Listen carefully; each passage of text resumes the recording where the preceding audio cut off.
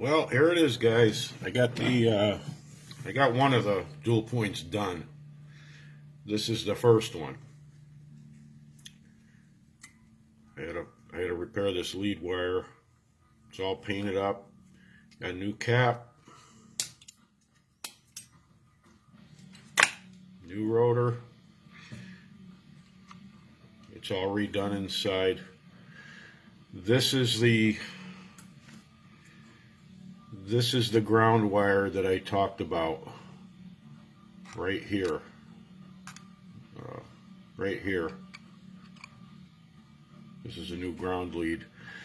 This is attached to the lower part of the breaker plate on one side, and it goes to the advanced plate on top.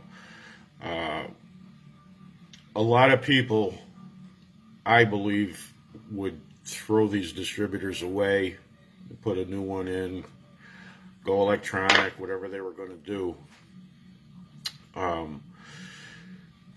The thing is if you don't have that ground plate, your breaker plate is not grounded correctly. The only place it grounds is to the cam and probably the bearings, the ball bearings inside.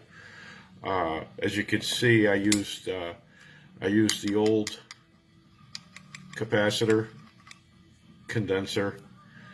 It has new points in it. She's all ready to go. I had a good later style dual point vacuum advance. I tested this one.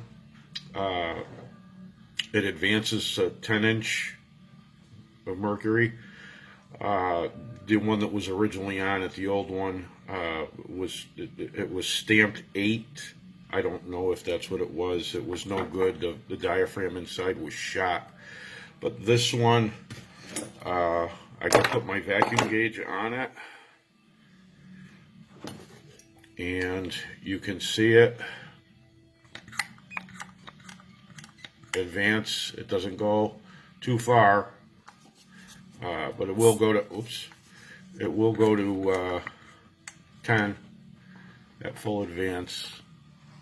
I don't know if you could see that. Well, 11 and a half-ish, 12 maybe. It is a good vacuum advance. It'll work fine. If anything, it's the style with the flats on it. So you can put a Allen wrench inside, 3/32, I believe. Allen wrench, you could put it right inside the orifice where you hook your line to, and you can adjust it so you can take vacuum away or add to it, whichever you got to do.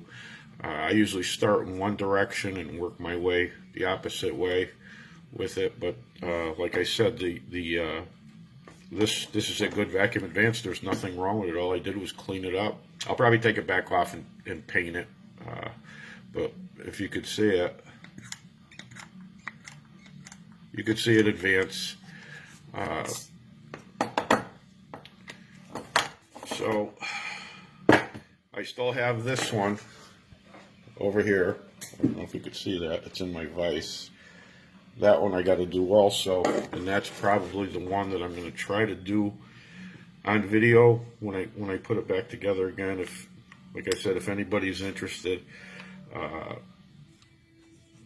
But there's nothing wrong with these distributors, other than the only thing that I could see that was wrong with this was the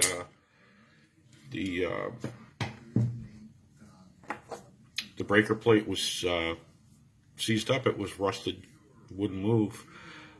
So I'm assuming that that's why whoever owned this before got rid of it.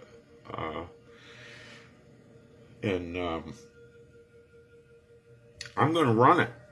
I'm going to run it in my car eventually. So when I'm ready to do it, I'll probably I'll get it in there and get the car running hopefully on video. It's just really hard to do it with a camera. I mean, with a phone. I just use my cell phone. Eventually, I'm hoping to get a camera and used that, one of those 4K ones. I don't know too much about that stuff. And like I said, the other distributor, the one that's in my vise right now, this guy, I'm going to be chipping away at that again. Also, I got it cleaned up. I got it to turn. It was the same issue. The breaker plate was seized up, and the ground wire is broken. Let's see if I can do this without making a mess. The breaker plate won't move. I got to get in there and do that. Oh, there it goes. It's moving a little bit. I had some PB Blaster in there. So if the bearings are good, if they're pretty good, I'll just I'll go ahead and rebuild it. Hopefully I won't have to get another breaker plate. But thanks for watching, guys.